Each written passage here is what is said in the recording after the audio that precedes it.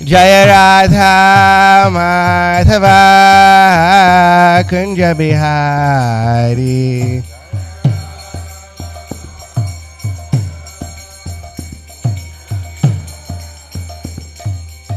Gopi Jana Vallabha Girivaradhari.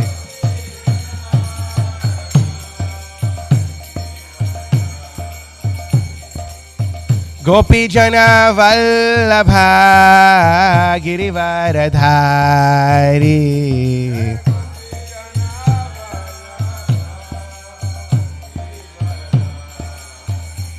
Yashoda Nandana Vrajajana Ranjana.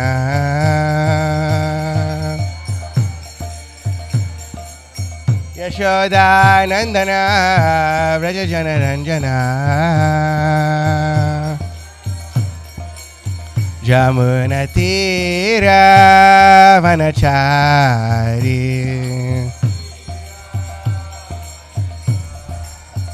Jamuna Tira Vanachari. Jai Jai Radha Madhava Kunja Bihari. Done? Jai Om Vishnupad Paramahamsa Parivrajaka Acharya Ashtota Shri Srimad Abhaya Charnaravinda Bhaktivedanta Swami Shri Prabhupada Ki. Jai Om Vishnupad Paramahamsa Parivrajaka Acharya Ashtota Shri Srimad Bhakti Siddhanta Goswami Thakur Shri Prabhupada Ki. Ananta Koti Vaishnavind Ki. Namacharya Shri Haridas Thakur Ki. Prem Se Kaho Shri Krishna Chaitanya Prabhu Nityananda Shri Advaita Gadadhara Shri Vasadi Gaur Bhaktavind Ki. Shri Shri Radha Krishna Go Gopinath Shyam Kund Radha Kund Giri Govardhan Ki. Shri Vrindavan Dham Ki. Navadvip Mayapur Dham Ki. Jagannath Puri Ki. Ganga Mai Ki. Jamuna Mai Ki. Bhakti Devi Ki. Tulasi Devi Ki. Samaveta Bhaktavind Ki. Shri Prabhupada, Transcendental Book Distribution and Divarnashram Farm Communities Ki Jai. All glories to the assembled devotees. All glories to the assembled devotees. All glories to the assembled devotees. All glories to Shri Guru and Shri Gauranga. All glories to Shri Prabhupada. Om Namo Bhagavate Vasudevaya. Om Namo Bhagavate Vasudevaya. Om Namo Bhagavate Vasudevaya. So I was asked by Prabhu to focus on verse number 39 of Canto 8, Chapter 6. So, Avaropya Girim Skandhat Suparnaham Patatam Varaha Yayo Jalam Ante Utsrijya Harinam Saha Visarjitaha Avaropya Girim Skandhat Suparnaf Palatam Varaha Yayo Jalanta Utsrijya Harinasa Visarjitaha Avaropya Girim Skandhat Suparnaf Patatam Varaha Yayo Jalanta Utsrijya Harinasa Visarjitaha. Please repeat. Avaropya Girim Skandhat.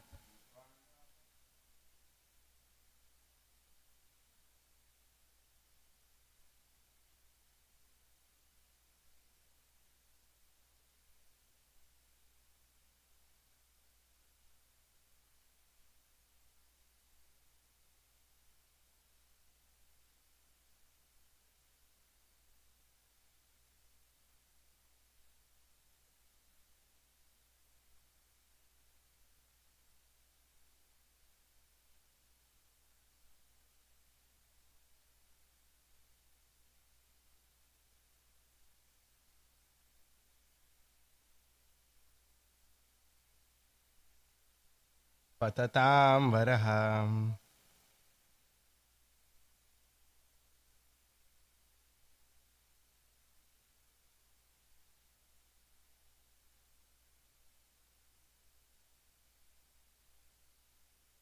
Avaropya girim skandat. Suparnah patatam varaham. Yayo jalanta utsrijya.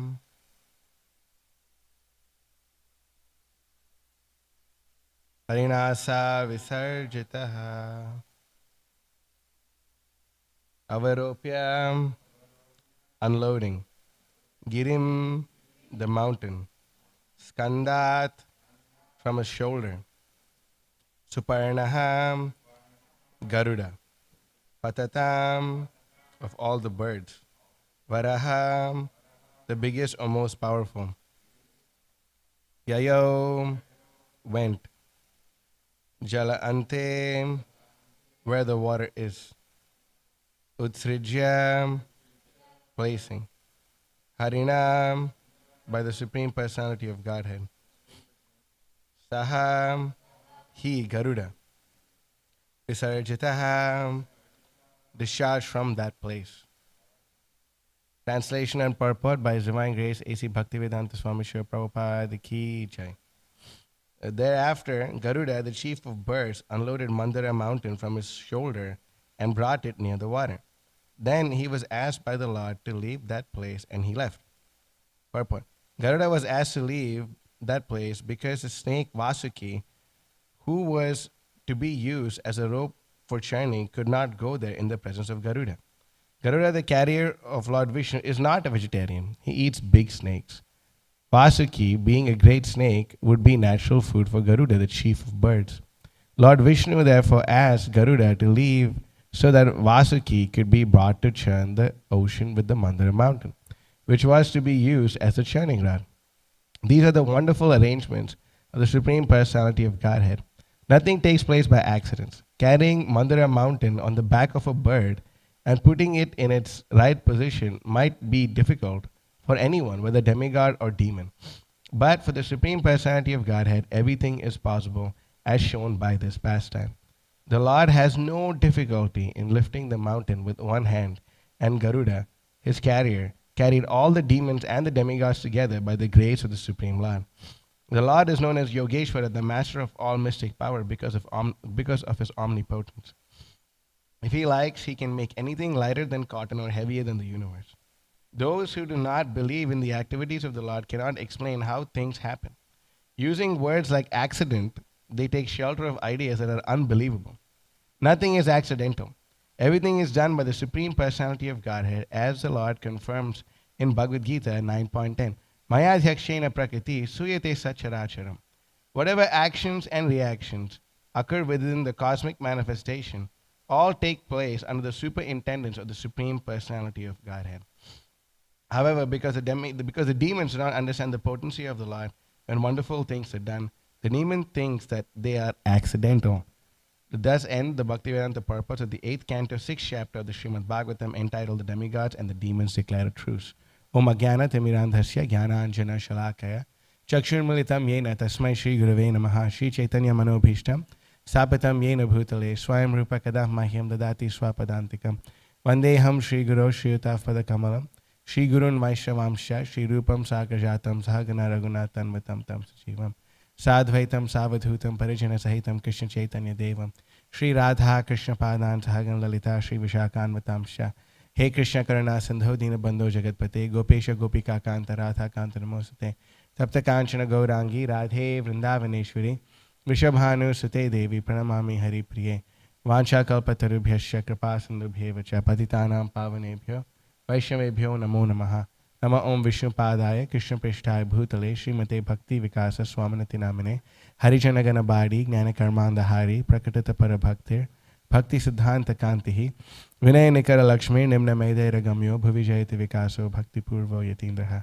Nama Om Vishnu Padaya Krishna Prishthaya Bhutale Srimate Bhakti Vedanta Swaminati Namane Namaste Saraswate Deve Gauravani Pracharane Nirvishesha Shunyavadi Paschati Destarane Vagisha yasya vadane Lakshmir yasya chivakshase yasyasya hidaye samvitam nrsimham aham bhaje.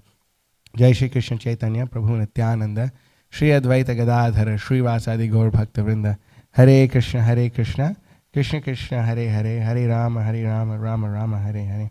So just to get an overview of what had happened since the last verse that we read, the Indra, following the instructions of Lord Vishnu, agrees to make a truce with the demons. And initially, when Indra approaches the demons, Bali Maharaj is ready to have a truce with the demigods, but his other associates are ready to fight and kill them. So, but Bali Maharaj, Prabhupada writes in the purpose over there that just like how in this world there's politics, there's diplomacy, there's all these kinds of dealings between rulers, it seems like it's also there in the upper planetary systems. So they declare a truce, and both sides think that once the nectar comes, our side will drink it, forget the other side. And the demons thought, hey, look, we've already defeated the demigods. Here is Bali Maharaj. He's sitting on the throne of Indra. He's conquered the 3 worlds. What can they do to us? So because they're already weak, let us therefore go forward and agree to this deal. So we can say, and one thing which honestly amazes me a lot is how much faith they have in the Supreme Personality of Godhead, the demigods, that they were able to convince the demons that what we need to do is we need to lift a big mountain made of gold. And Prabhupada writes in the purport that gold is heavier than stone. So naturally, the whole mountain of gold is heavier than a mountain of stone. So they are convinced that they have to lift this entire mountain and take it in the middle of the ocean and churn it. And it's inconceivable. Like, why are they thinking like this? What's the whole point? It seems like the Lord wanted a milkshake or something. Just churning an ocean, trying to get something out of it. Get all these herbs, get all these things, mix it up, and you churn it, you get something. But we can see that they were convinced. They were convinced that this one needs to get done. And Prabhupada, in one of the purports, he writes that the demons, because they are always dependent upon their own power and they do not accept the authority of the Supreme Personality of Godhead, they will not be victorious. Whereas the demigods, or the devotees of the Supreme Personality of Godhead, because they have faith in the Supreme Lord, are always victorious. They're always victorious, and they're successful because they have the blessings of the Supreme Personality of Godhead. So both parties, they go to lift this Mandara mountain. And when they go to lift this Mandara mountain, they're trying, and all the demons and demigods are very powerful beings. They're all extremely powerful. They can do so many things that we cannot even imagine. They can perform activities, they can become small, they can become big, they can carry so many things, they can do amazing feats. But all the demigods and demons combined, that's the ultimate super team. There's no team better than that unless Lord Vishnu is on one of the sides. So both of them come together and they try to lift this mountain. But even all of them with their full strength, full max capacity combined, they get crushed by the weight of this mountain. So then Lord Vishnu, understanding what's going on, comes to this point. He comes to see the demigods and the demons, and he lifts up this mountain with one hand, puts it on the shoulder of Garuda, and all the demigods and demons are also carried on Garuda for them to be transferred over to the spot where the Samudra Mantana, or the churning of the milk ocean, is going to take place. So this is where we're at, especially now when we come to this part. Prabhupada is making an important point that Garuda was asked to leave because the snake Vasuki, who was to be used as a rope for churning, could not go there in the presence of Garuda. Why? Because Garuda eats snakes. If he was to take initiation now, then he would follow the three regulative principles. The fourth is bona fide for him. He can eat the snake meat, I guess. But we should not imitate what the great devotees do. Anukarana and Anucharana. Sorry, Anukarana and Anusharana, sorry. Anukarana and Anusharana. We should not imitate, but we should take shelter of these personalities. So we see Garuda is always absorbed in serving the Supreme Personality of Godhead. And he is such an exalted devotee that even when he flaps his wings, the sounds that come out are hymns of the Vedas. This is very amazing, that when a bird is flapping its wings, now we've been in New York and there's so many pigeons there. we hear the flapping of the wings of the pigeons many times. We never heard the Vedas come out of that flapping. It's just a not so pleasing sound. But when Garuda flaps his wings, there's beautiful Vedic hymns which are produced. And he's a carrier of Lord Vishnu. And we can see that Garuda also, he was, he had a, what's it called? He had a fight, or he had some kind of problem with Kaliya actually. Because Garuda used to go to the island where Kaliya and the other snakes used to live, and he used to eat snakes inadvertently, how many of his snakes that he wanted. But then they came to a truce. We will offer you a snake in such and such a time, every time, and then you can come and eat that, and you can let us live peacefully. So Garuda agreed, but then Kaliya became so arrogant and puffed up that he thought that, you know what, why should Garuda eat this offering? I will eat this offering. And he started to eat the offering, and Garuda got very upset and started attacking Kaliya. And then in the Krishna book, Prabhupada writes that Kaliya knew that Garuda could not enter the particular lake in Vrindavan. And why? Why couldn't he not enter that particular lake? Yes. What's your name, Prabhuji? Govinda, nice name, yes. Oh, yes. Shabari Muni, yes. Microphone. Right next to you. He's absorbed.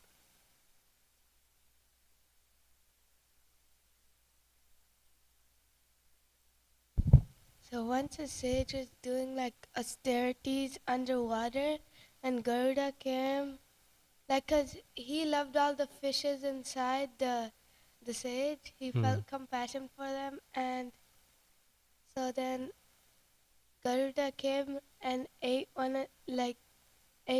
took one of the fishes, and he was so angry. He said that if you enter this lake, you will die. So guys, yes, I wish I was like them. And how old are you? How old is your body? Sorry about that. Yeah, how old is your body? 9. Yeah, I wish I was like that when I was 9. But but we can see that yes, Shabari Muni curses Garuda. Of course, Prabhupada writes that Garuda could easily retaliate, but because he's a Vaishnava, he's very humble. And it says that when he was cursed, Garuda went and kept nectar in a certain tree. Right? And Prabhupada says that he kept nectar in that certain tree because he knew that in the future, Krishna is going to climb this tree and jump into the Yamuna. So he knew. So Kaliya knew, okay, Garuda is cursed. I can enter into this lake and I won't be affected. So he was doing his shenanigans in that lake. And then, of course, and Krishna taught him a lesson. And another thing, the Bhagavatam says, and Prabhupada also writes, I don't know if he writes this point in the Krishna book, that if you're ever afraid of snakes, if you're ever afraid of some snakes biting you, if you simply think of Krishna dancing on the hood of Kaliya, none of the snakes will bother you. So that's, we're in Texas, so some protection verses for all of us. So you see that Prabhupada goes on to say that these are the wonderful arrangements of the Supreme Personality of Godhead. Nothing takes place by accident. And this is a very important philosophical point, especially as theists, for us to understand. I mean, what to speak of being devotees of Krishna. Anyone who's a theist has to understand the simple point that nothing in this world takes place by accident. Nothing happens by accident. Even if you don't intend to do it, your inattention causes an accident. And if you're driving on the road, you obviously don't intend to, back into your neighbor's post box or whatever. What's it called? Mailbox. Yeah, mailbox. Sorry, from India. So okay, so in India it's called post box. Okay, so you don't intend to back into your neighbor's mailbox, but you do it. It's an accident. But the reason behind that accident was your inattentiveness.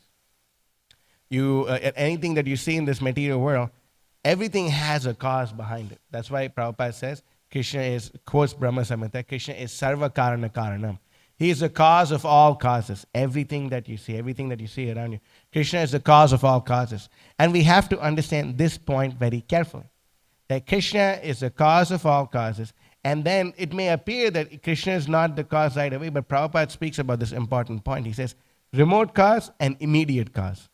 So Krishna is the ultimate remote cause, and there may be other immediate causes around you. And Prabhupada gives the example of a train being pulled by, there's the main cart which has the engine within it, which has the power to pull all the other carts behind it. And from the momentum and the energy that's generated by the first cart, every other cart behind that train is moving. So Krishna is that cart. He's the cart with the engine, and everything else is a remote cause. And if you go from this cart, okay, so if you're on the last end of the train, you think, oh, this cart is what's pulling the train. No. Next cart, no. Like that. If you keep going, you understand. Immediate cause, little immediate cause, a penultimate to the immediate cause. You go like this. And ultimately, you come to the point of understanding that Krishna, that the remote, Krishna is the remote cause, the cause of all causes. So we see that nothing in this world happens by accident.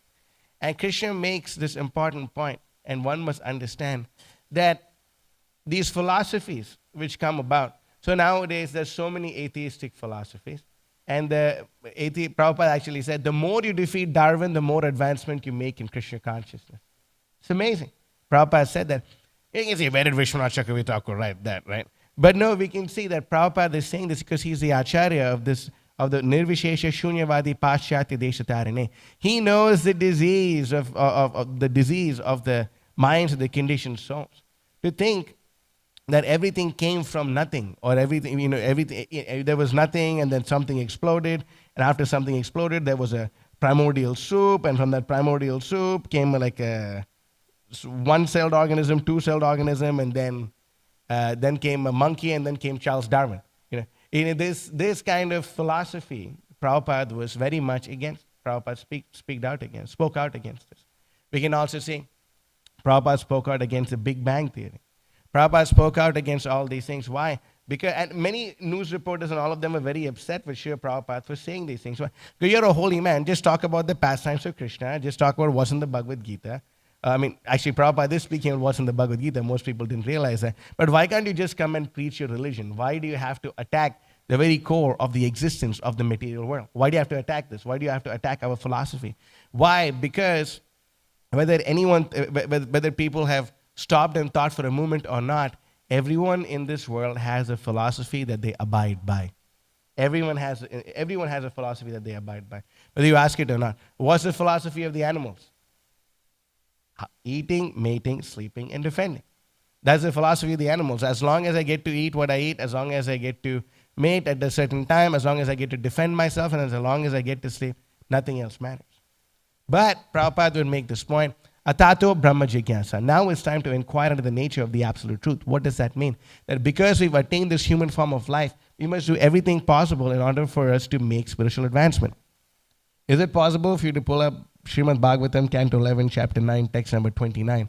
This verse, Bhakti Siddhanta Saraswati Thakur would have on the wall of every room that he would stay in, wherever he would go. And he took a vow that he would preach the import of this verse until the day that he disappears from this world. And what is this verse? Labdhva sadurlabham idam bahusam bhavante manusham arthadam anityam apihadira turnam yatetana patet anumrityu yavan nishrayasaya vishaya kalu sarvatasyat. Translation.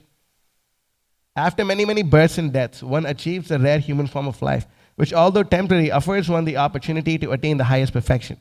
Thus, a sober human being should quickly endeavor for the ultimate perfection of life, as long as his body, which is always subject to death, has not fallen down and died. After all, sense gratification is available even in the most abominable species of life, whereas Krishna consciousness is possible only for a human being.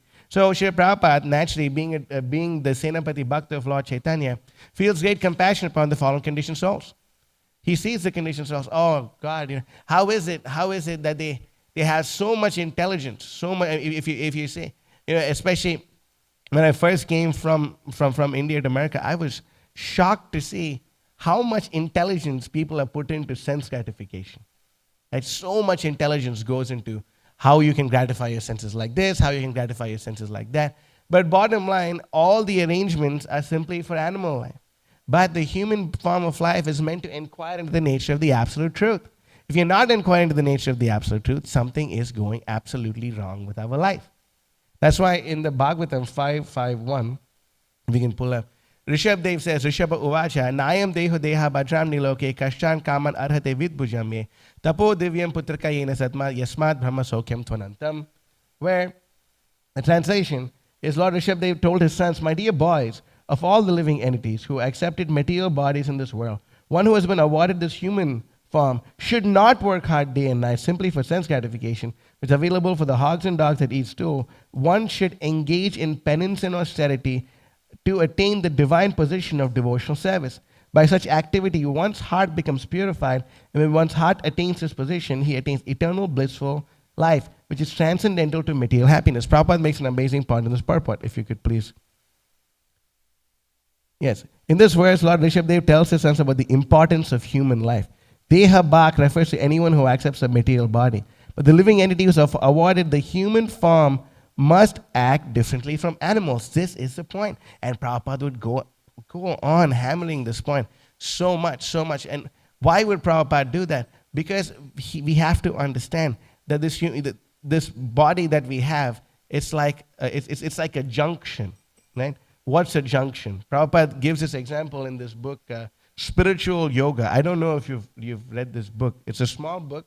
It's probably the most brutal small book produced by the BBT. Because it's Prabhupada's lectures on these verses, I think 10 verses that he gave in Bombay. And in this book, or in those lectures, Srila Prabhupada says that this body is a junction. And what is a junction? Right? What's a junction? Anyone? It's no, Junction. Okay, I guess you can go different ways, right? So you come to it's like the crossroads or a junction. So now you come on this road, you come to a certain point, and you could go on I-75 North, or you could go on I-75 South, right? So that's a junction where you could go on I-75 North or I-75 South, or you could go on I-20 East or I-20 West. So you come to a junction where you can either go north, south, east, or west. As you come to a junction. So similarly, this human form of life is a junction, Prabhupada says. And this junction, from this junction, we could go back to animal life. We could be in the mode of passion and stay on the same level that we are as a human being, upper or lower birth. We could get a little bit into the mode of goodness, and we could go to the heavenly planets. But it's all useless if you don't go back home, back to Godhead. That's why Krishna says, is it okay if you are my DJ for the day? Yeah, you can pull up some verses. Okay. Bhagavad Gita, chapter 9, text number 20 and 21. Krishna makes these important points. He says, Srividya mam sama paputa papa yagyan rishwa sargatim pratayante te punya masadya surendra lokam ashranti divyan divideva bhogan tetam bhuktva swargalokam vishalam. It's chapter 9. Oh, wow, that's a good one, but no. Chapter 9, text number 20. Sorry, if I speak too fast, please stop me. Okay, keep going. Yeah, that's the one. Okay, yeah. Is that it? Yeah, okay. So, there, those who study the Vedas and drink the Soma juice, seeking the heavenly planets, worship me indirectly, purify the sinful reactions. They take birth on the pious heavenly planet of Indra, where they can enjoy godly delights. Sounds good, right? What does Krishna say next? He says, yeah, you can go to the next. Evam trai dharma manuprapanna. He says, Tetam bhuktva svargalokam vishalam shine punye marti lokam vishanti evam trai dharma manuprapanna gatagatam kama kama labhante. Krishna says over here, when they have thus enjoyed vast heavenly sense pleasure and the result of their pious activities are exhausted, they return to this mortal planet again. Thus, those who seek sense enjoyment by adhering to the three Vedas achieve only repeated birth and death. So what's the point? What did you achieve? You've done all these things. What did you achieve? Simply repeated birth and death. Simply repeated birth. And especially in Kali Yuga, there's no question of going up. Everyone is going down. The very meals that people eat, right from the time that they wake up, they eat a dead pig along with some other. Anyway, I don't want to say all these things in front of the deities. But they eat abominable foodstuffs. They say abominable foodstuffs people eat right on breakfast, and then for lunch and they eat something worse. And for dinner, just by what they eat, it's so they're going down. There's no question of going to the heavenly planets. And why? Why is this? Because everyone, we need to have a philosophy of understanding how we live life. Why do we live how we live, right? And as long as there's scripture in the center, then you can't really indulge in sense gratification so much. Therefore, the very intelligent demons come up with horrible, misleading philosophies and theories which make one think that you only have this one life, and while you have this one life, you should enjoy it as much as possible. Right? And I've told this to so many people that America is made on advertisement, right? Marketing. America is made on lawyers and advertisers. These are the two things America is made on. And then I'll never remember. I was driving from Florida to Georgia, and then there's this advertisement of an insurance company. And what does this advertisement say? The advertisement says, "You only live once. It's worth the insurance." You know. So there you go. So that now, if you think that you only live once, then what's the point of tapasya? What's the point of austerity? What's the point of morals? What's the point of anything, actually? If you were to examine from this point of view, what's the point of doing anything at all if the goal of life is sense gratification? What's the point? There is no point. You don't have to worry about anything. Just indulge your senses left, right, and center. Indulge your senses left, right, and center. And because we see of this philosophy, the more one indulges their senses, the more hedonistic they become. And the more hedonistic, and we can see, so many things, the transgender movement, the feminism movement, the homosexuality movement, all these movements are based upon this idea of just hedonism. Indulge your senses as much as possible. And Prabhupada makes this amazing point, which, does it ever happen to you reading Prabhupada's purpose and it blows your mind? When you're like, oh my God, I never thought. Prabhupada writes this amazing thing in the purport to Bhogaishwarya Prasaktanam Taya Pahita Chetasam Vyavasayatmika Buddhi Samado Na Vidiyate, where the translation is that a person who is always meditating upon, or when a person has too much bhoga, which means, bhoga means sense gratification, enjoyment. That's why, what do we offer to Krishna? Prasad? No. Krishna is the only bhogi. We are all to be enjoyed by Krishna. But if we think, oh, this bhoga is for me, that's not a good route. So it says bhoga, that bhoga, when one who's enjoying too much, not offering the stuff to Krishna, and Aishwarya, too much enjoyment and too much opulence. What does it do? Bhoga Aishwarya Prasaktanam Taya Pahita Chetasam. What happens is you cannot focus your mind on one thing. You lose focus. Samadho na vidiyate. Because of this, you will not be able to attain samadhi because of too much indulgence in sense gratification. So, Prabhupada writes in this purport, and it's amazing. Prabhupada says that when there's too much opulence and indulgence of the senses, a person becomes mad. A person becomes mad. And we can see, why is there a mental health crisis going on in most of the world, especially worlds which have a lot of sense gratification available, in countries which have a lot of sense gratification? Why? Why? Because too much indulgence of the senses. And because there's too much indulgence of the senses in the sense objects, then people start to forget the goal of life. Oh, the sense gratification. And then you can have everything in this world and you can enjoy it, and the dissatisfaction leads to frustration. And that frustration leads to crazy ideas. And because of this, people start to lose their sense of discrimination. That's why Krishna says in Bhagavad Gita chapter 16, text number 8, he says, Pravritim cha nivritim cha janana vidurasuraha nasocham nabichacharo na satyam teshu vidyate. I think I said 8, right? Please go down, Prabhuji. Let's see what verses. I'm not. Oh, hold on. I just want. No, go back 1 or 2 verses. Not 19. We can get there. We'll get to 19. Don't worry. Okay. Then is that it? No. Actually, I'll even quote this verse. Go to the Sanskrit. Prabhupada. Anyway, Krishna says it's amazing. Etam drishyam avashtabhya nashtat manolpa buddhayaha prabhavant yugra karmanaha shayaya jagato hitaha. He says this, that because of such ideas, and I'll read this, go back 1 verse, I'll read another translation, and then we'll read the translation of both these verses together. So now we can see that there's so many demoniac philosophies which are going on right now. And Krishna sums up all the philosophies of the atheistic personalities in 1 verse. In 1 verse, Krishna spoke this verse more than 5,000 years ago. And every atheistic philosophy that you see leads to this verse. And what is it? Asatyam apratishtamte jagadahuranishwaram aparaspara sambhutam kim manyat kama haitukam. Translation. They say this world is unreal with no foundation, no God in control. They say it's produced of sex desire and has no cause other than lust. No cause other than lust. And then next one.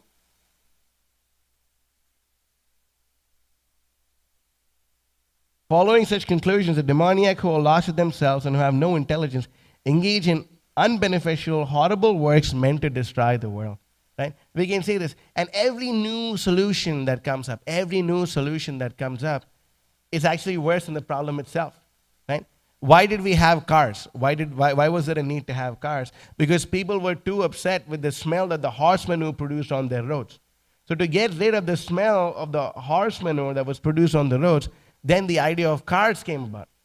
And now we can see that comparatively speaking, the smell of horse manure is a much smaller problem compared to the humongous problem of global warming and all these things which are generated from all these other things. Now it's electric cars. But then it takes more fuel to make the engines for the electric cars than you would use to just drive cars on diesel or gas or whatever. And then what's even worse is that after 10 years of using an electric car, the battery becomes completely useless and is made of uranium, which is not a biodegradable element.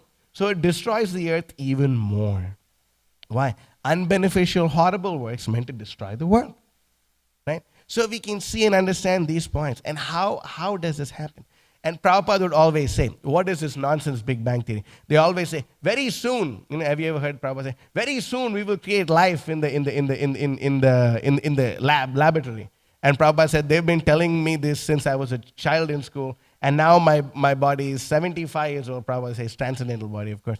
It's 75 years old, and still they haven't said. And then every time you go, they say, very soon we will. And what did Prabhupada call it? He called it a three-word phrase. What is it?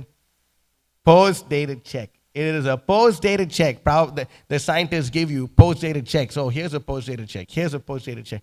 I'm going to, what's your name, Govinda? I'm going to give you $1 billion and you can cash it 100 years from now. Is there any use of this, Govinda? Is it used if I gave you? No, of course not. You can't pay your bills with this. You can't do anything with it. It's 100 years later, you can get $1 billion.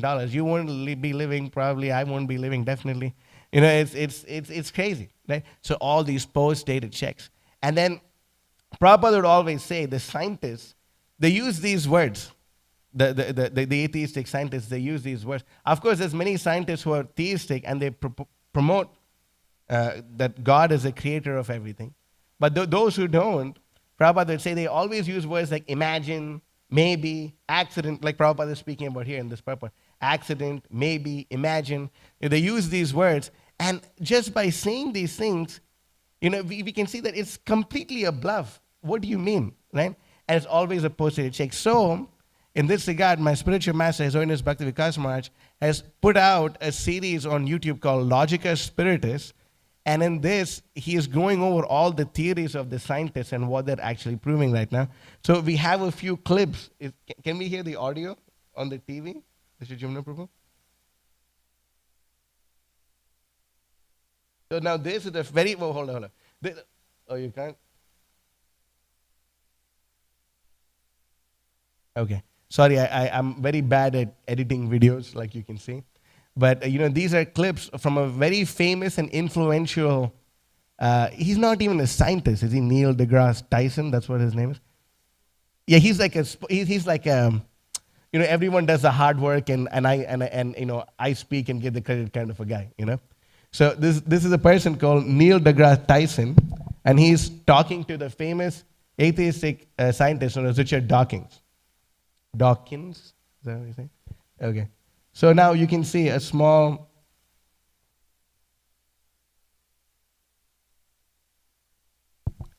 Okay, if you can't zoom in, at least... We imagine a bacterial stowaway in the nooks and crannies of one of these rocks that are cast back into space. In fact, if you do the calculation, there's hundreds of tons of Mars rocks that should have fallen to Earth by now over the history of the solar system. Maybe one of those rocks carried life from Mars to Earth, seeding life on Earth. That's such a scam. What is this nonsense, right? He's Can you saying, prove that life comes from chaos? okay, yeah. So he's saying, the starts off with maybe, or he said, imagine, and he just says imagine, but, we edited it to like make him say it more. So imagine, he says, imagine it's like this. And then maybe, this is what happened. And because this is what happened, evolution is a fact, and this is a fact, and that's a fact. But they have no solid basis of what they're saying. All these crazy claims, of life coming from here, there, and everywhere. Then you can put on the other one that I sent you. Okay. So we can see that Prabhupada would always speak about this. And what is the consequence? It's what they believe, and it's what Shastra says what can be done. But these have serious consequences actually. Now Rishi Kumar Prabhu actually did a little research in this, and this is a very amazing thing. That what's the name of the first school shooter? It's the Columbine High School shooting. He was the first person who got into. We can look at this just in a minute. So he's the first person who got into this whole terrible demoniac idea of school, shooting. Breaks my heart to say, but shooting all these innocent kids in the school. But then, when he did it, the T-shirt that he wore, it says natural selection. You see? And then what was the whole idea? Because the whole idea is survival of the fittest. So you can go and you can wipe out a whole bunch of people that you think are not fit. You can wipe them out, and there you'll have better gene to evolve. So that's, okay, so we can say, oh, was it just him? No. But almost every school shooter who did it after him also wore the natural selection T-shirt.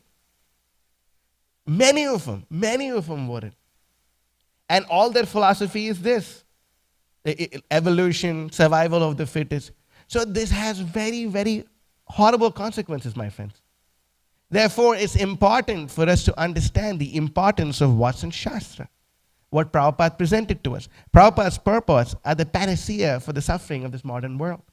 Right? And now we can see the next one. Is it? Okay. Yeah, this one. So now that philosophy. Okay.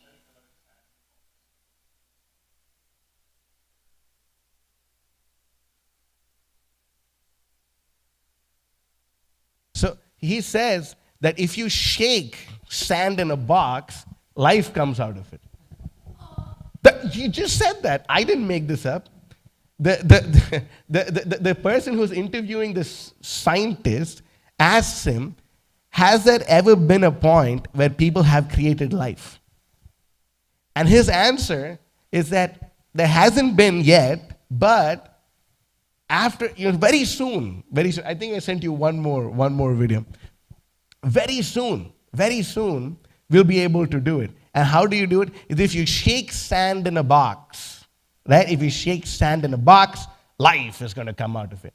At least can you get a Rolex watch for me first? Like, how is that going to, can you, very soon you'll be given the mic, okay?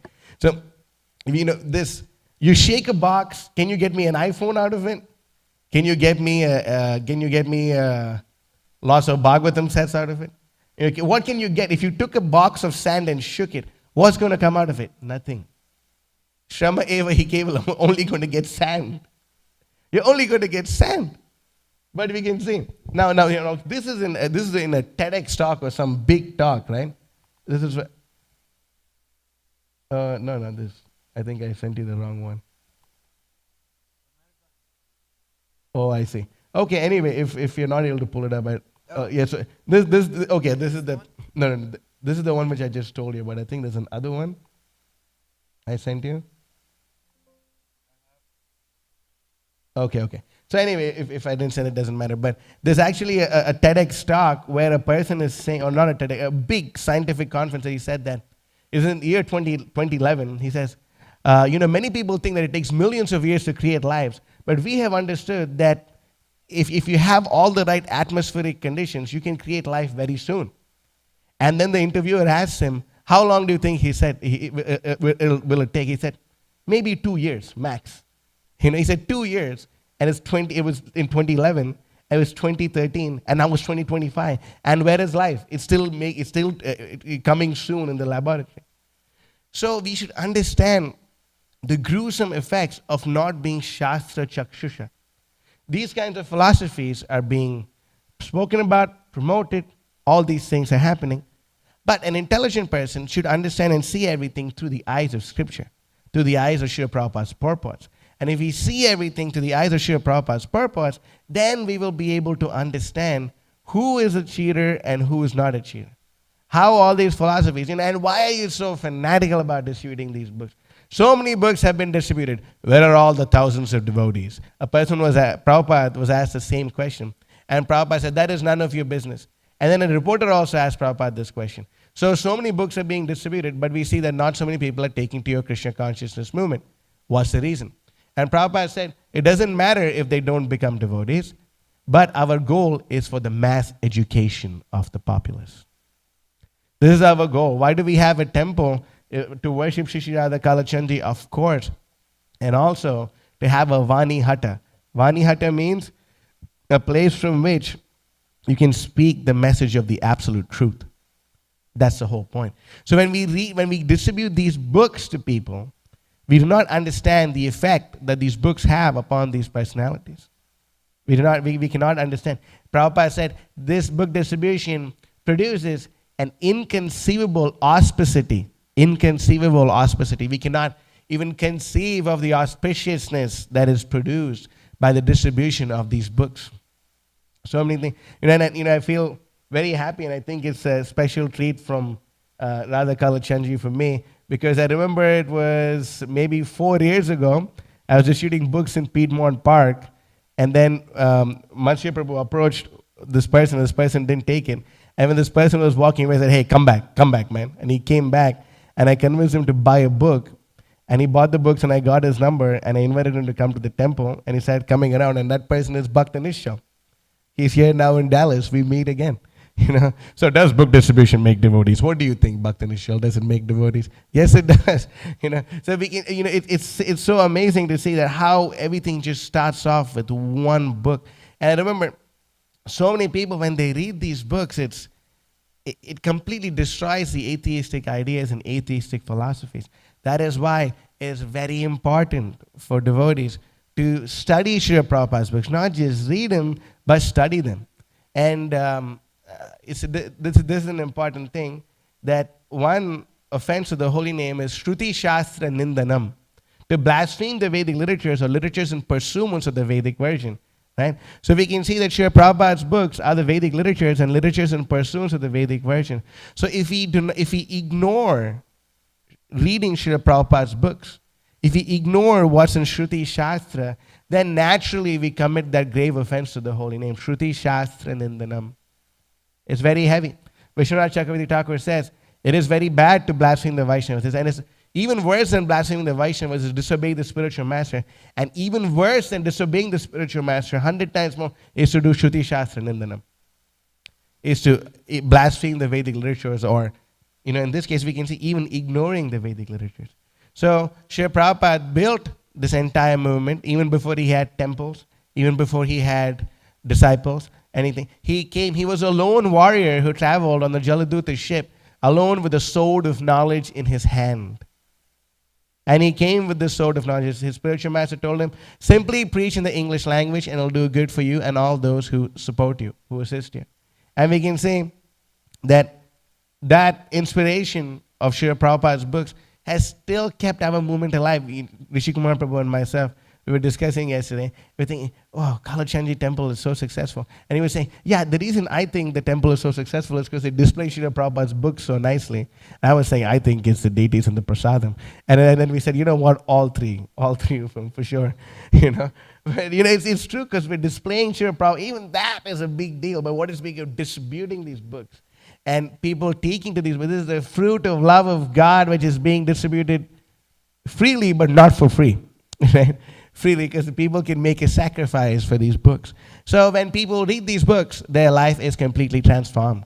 We understand everything about the goal of life. We understand why we should worship Krishna. We associate with the pure devotee of the Supreme Lord, Srila Prabhupada. We associate with him personally. So it's very, very important. We cannot underestimate. Nothing happens by accident. It's happened by the arrangements of Krishna. And when we understand these points, then we can worship Krishna with the proper state of mind.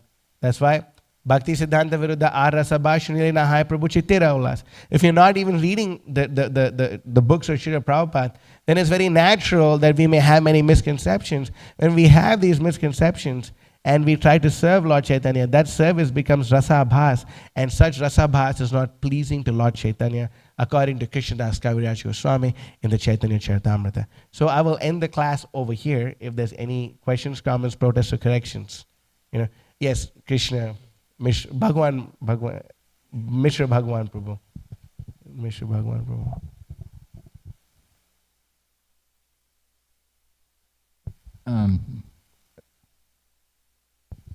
Your book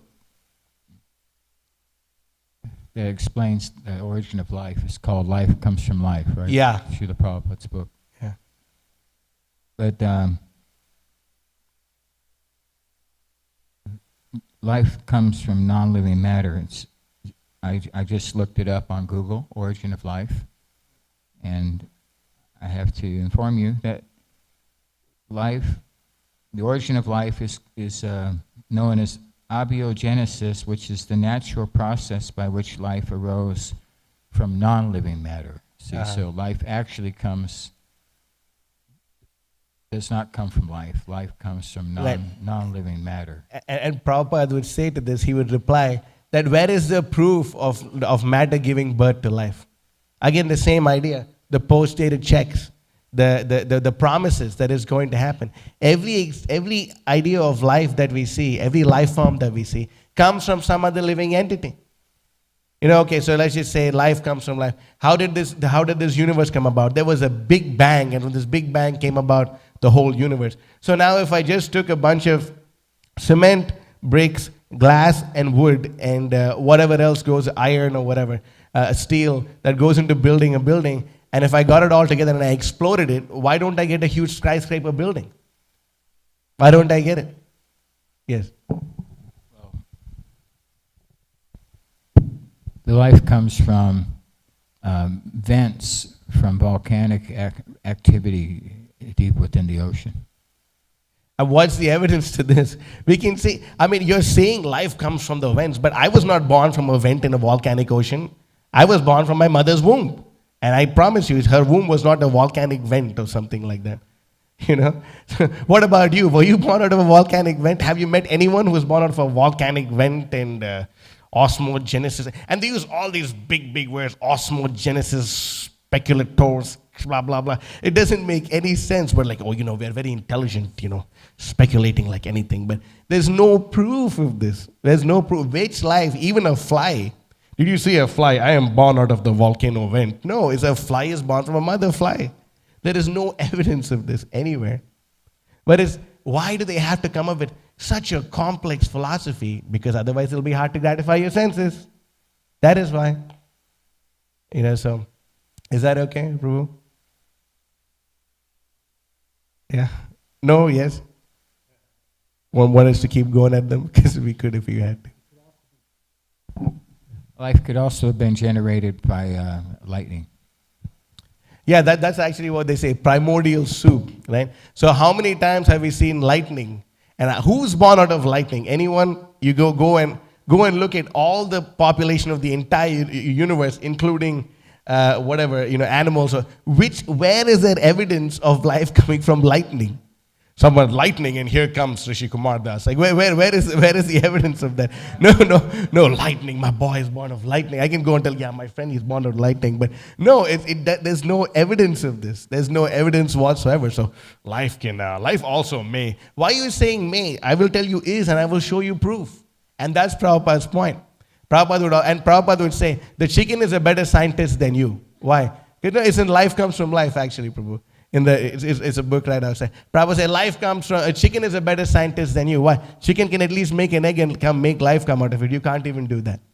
He would challenge the scientists like this. And in this edition, it's not there, but in the older editions of Life Comes From Life, there's a conversation of Hamsa Dutta Prabhu with Dr. Kovur. Do you remember reading that? And oh my God, he smashes Smashes him. And we can see that they say life comes from chemicals and everything is actually chemicals. It's actually, everything. So then if it's all just chemicals, why does it matter? So for example, if it's, okay, my body is made of chemicals and this stand is made of chemicals. If someone took a hammer and, bashed this microphone, all right, Prabhuji is going to get very upset. Fine. And then, Prabhu, you're going to find the guy, right? But if someone took a hammer and smashed my head, cops are going to be involved. If it's all chemicals, why is it that this bunch of chemicals is more valuable than this bunch of chemicals? Why is it? Why is that the case? If it's all just chemicals, then why is it that, where do feelings come from? Do you ever think like, oh, yes, there's this brick, and dude, this brick really has a feeling of, going to Las Vegas. Like, the brick is going to stay there until you move it. There is no evidence of this. Where is the feeling? Where is the emotion coming from? There is no explanation for this. It's only if, buts, maybe, and very soon. Yes, mother.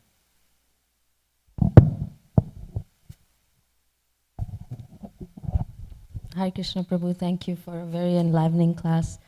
So my son Braj is 10 years old and he's on summer break, so he does do a lot of watching. And so yesterday he came, Mom, do you know where gold comes from? I said, it's on the periodic table, it comes from the earth. No, gold comes from outer planet, and it's from the supernova. And I was like... oh, man. Take that TV away from him right now. The brainwashing and so device. I started challenging, and then almost like, okay, you're just going to believe what Prabhupada says. I was and like, I'm no, going to believe the scientists. So as you were speaking, I'm trying to analyze, why is it that, even 5 minutes, it's very attractive. It's very catching. Like, okay, what is a supernova? Yeah, it's just a black hole and a supernova. And So you brought that point about like advertising is so good. The person who's presenting it is young, attractive, very good looking, dynamic, always, and with a lot of confidence. Charisma, Yeah. And devotees are trained to be meek and humble and fallen. I'm no good. And even if we are having the highest philosophy, we're just nothing and nobody, and Yeah, that's why Prabhupada said, lamb at home and a lion on the chase. So we should be a lion on the chase. So yes, we're the most fallen and humble, and yes, not me, but definitely not the most humble. But we can say you have to be a lion on the chase and a lamb at home. This is home, but anyway. This is home, but we are preaching on the Vyasa sense. So one more aspect of this pastime is it's so amazing that the demons were cooperating with the demigods to ultimately follow Vishnu's directive. So how can we learn? So all these advertising people who are demonic in nature, what can we learn from here so that we can ultimately even utilize their skills to follow Vishnu? Yeah, yukta, this is the anasakta se vishayan yataharam upayunjita nirbandha Krishna sambandha yuktam vairagyam uchyate. That we utilize, for example, you need wood to chop down a tree, right? The handle of the axe is made of wood. You're using wood to chop down wood. That's the example Prabhupada would give.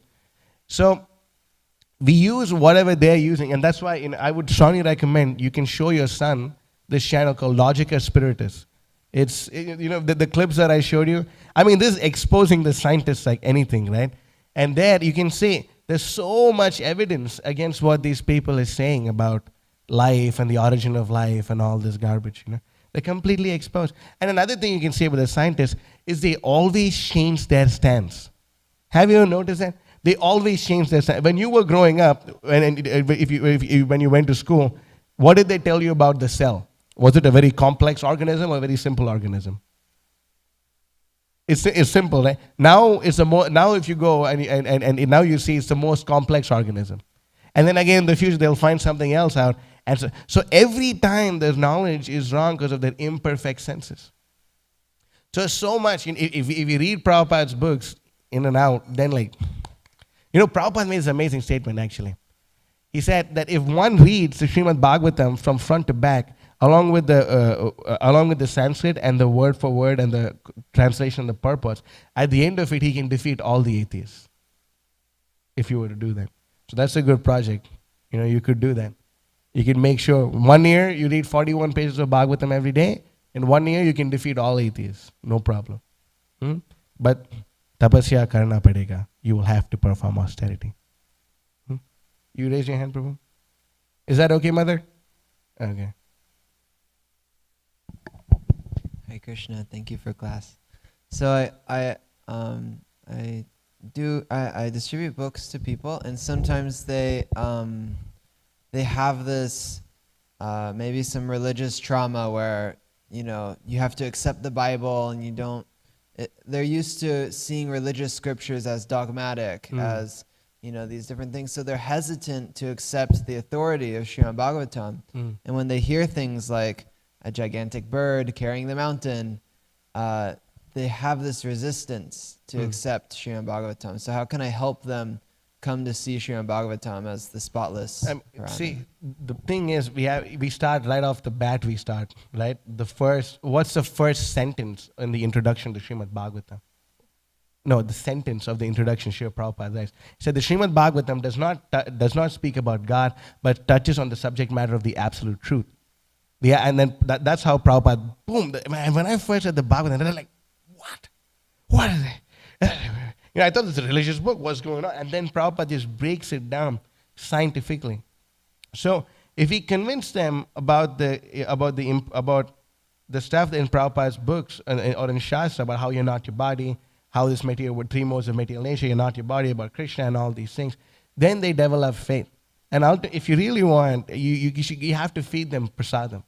That's very important. I remember I was just shooting books to this. I was shooting books in Piedmont Park in Atlanta, and there was like this black gentleman along with his girlfriend, and I went up to him and I was like, "My man, what's going on?" Blah blah blah. I sold him a set of books, and then I invited him to come to the Sunday program. And this person, he started reading the Nectar of Instruction, and then he read the Nectar of Instruction, and then immediately he threw it on the floor. Bam! He told me this. He threw the book on the floor. He said, everything I've been doing in my entire life, this book says is wrong. Everything I did is completely wrong. And then he said, anyway, I'm going to continue reading it. And then he came to the Sunday feast. And he actually came earlier to discuss with me about Jesus. So he came and I started discussing with him about Jesus, everything Prabhupada says, this and that. And then I told him, and then he attended the whole class, and then he took prasadam. And then again he came back and he took prasadam. And as he kept taking Krishna prasadam, then he became naturally more and more favorable towards the devotees. And then he became a bhakta, and then he started distributing Prabhupada's books, and his name was Bhakta Nick. And now he's initiated, and his name is Navani Hodadas. And he's a lawyer, and he just got married to another Mataji that I distribute books to. She's also half black, half white. Her name is Lekha Shravanti Mataji. So, it requires this. We just have to preach the message of Krishna. If you just repeat what Prabhupada said, all perfection is guaranteed 100%. There's no doubt about that, actually. There's no doubt about it. How did Prabhupada, okay, same thing, whatever problems you're facing now, were there during Srila Prabhupada's time? Yes or no? Like, which person walking on the streets of gigantic bird carrying a huge mountain? How many people are going to accept that? Right? What did Prabhupada do? Philosophy, kirtan, prasadam. Just repeat what's in Prabhupada's purpose. Your success is guaranteed. There's no doubt about that. Shraddhavan jan hoy bhakti adhikari. And that faith is infectious. When you have that faith, and you present them the prasadam. And if you really want to see, this is amazing. Purpose, I don't know, I'm going over time, right? Who's in charge now? Kalachandji is in charge, but who else? Hey, can I? Okay, we'll just blame her if anything goes wrong, okay? So you can go look at Bhagavad Gita chapter 3, text number 11, the last paragraph of the purport. Prabhupada makes an amazing point. Yeah, you can go all the way down.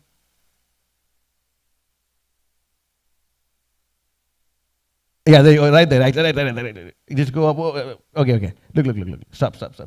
Okay. By performance of yajnas, all activities become purified. As it is stated in the Vedas, now you have to learn this verse, right? Ahara shuddho sattva shuddho dhruva smritihi. Smriti labdhe sarva grantinam vipramokshaha. By performance of yajna, one's eatables become sanctified. And by eating sanctified foodstuffs, one very existence becomes purified. By the purification of existence, finer tissues in the memory become sanctified. And when memory is sanctified, one can think of the path of liberation. All these combined together lead to Krishna consciousness, the great necessity of the present day society. It's right there. You just distribute books and cook the prasadam and attend Mangalarti, chant your rounds, read the books. That faith is going to be transferred to people who come in touch with you. Is that okay, Mr. Dusijumna Prabhu? Okay, Hare Krishna. So I'll have to end the class here. Thank you very much for your kind attention. Srimad Bhagavatam ki jai. Taking over the world with Srila Prabhupada's Transcendental Book Distribution, Daivan Ashram Farm Committees ki jai. Shri Radha Kalachandji ki jai. Vancha Kalpatarubhyascha.